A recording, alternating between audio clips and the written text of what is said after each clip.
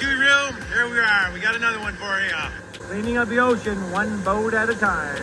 While the boys over there at Coldwater are out there saving them, there's still plenty of us out there sinking them, just like some of the things we'll see in this week's episode of Boating News of the Week.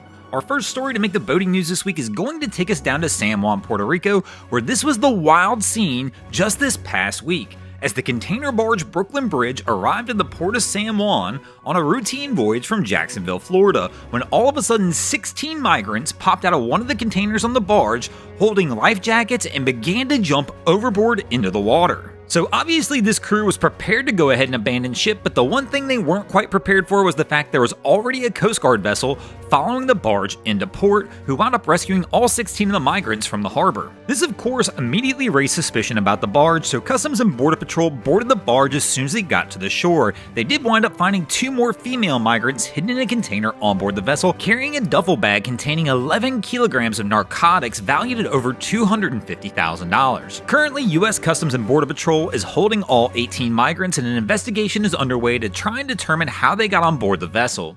Our next story to make the boating news this week is going to bring us back to the coast of Florida, where this was the scene just a little over a week ago, when a Coast Guard crew boat out of Lake Worth Inlet had to rescue 4 migrants from a vessel that capsized approximately 3 miles off of Juno Beach. The incident began when the Coast Guard received a 911 phone call from the Palm Beach Sheriff's Office stating that there was a vessel a few miles offshore that was taking on water, causing the Coast Guard to launch one of its crew boats as seen in the images here. Fortunately, the Coast Guard crew arrived just in the nick of time and was able to pull all 4 migrants safely off the vessel and hand them over to U.S. Customs and Border Patrol. At this time, it has not been released as to which country of origin the migrants came from, but the Coast Guard did release a statement stating that people trying to illegally migrate to the U.S. are being stopped by our hardworking and highly proficient Coast Guard partners, agencies, and air and sea crews. They also stated they are seeing a lot more people of all ages putting their lives at risk trying to cross over into the country, but warn, their crews will rescue you, but they also will return you to your country or origin or departure, so please don't take to the seas. Our next story to make the boating news this week is going to take us over to the coast of Australia,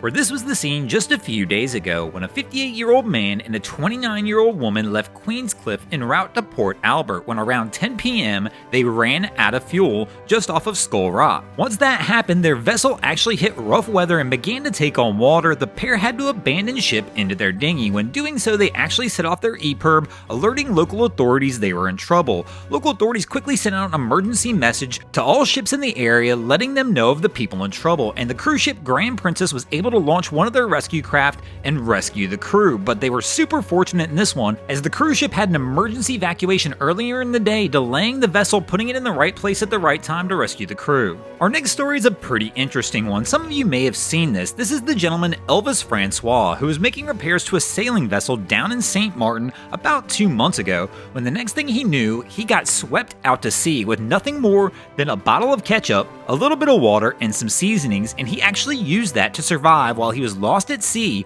for 24 days. But I had no food. It's just a bottle of ketchup that was on the boat, garlic powder, and Maggi. So I mix it up with some water, so that had me for me to survive about 24 days in the sea. Here's where things got a little bit of an interesting twist. The Heinz Food Company, after hearing about Elvis's story of surviving for nearly a month at sea while only eating their signature condiment, started a social media campaign called #FindKetchupBoatGuy, which quickly went viral. And after a few months of searching, Heinz was able to get a hold of Elvis and offer him a new sailing boat. I have to imagine when this ordeal was going on, that was the last thing in Elvis's mind was like, man, eating ketchup can get me a new boat. 24 days, no land, nobody to talk to, don't know what to do, don't know where you are. It was rough. A certain time I lose hope. I think about my family. Thanks for watching, guys. I hope you enjoyed this week's episode of Boating News of the Week. If you ever see anything crazy happening out on your waterways, be sure to hit us up on Facebook or Instagram and let us know, and you might see your stories over here, just like Alex Poot, Hagen Farley, and Adam Coolidge did this week. And if you guys haven't already, go ahead and drop an anchor on the subscribe button here.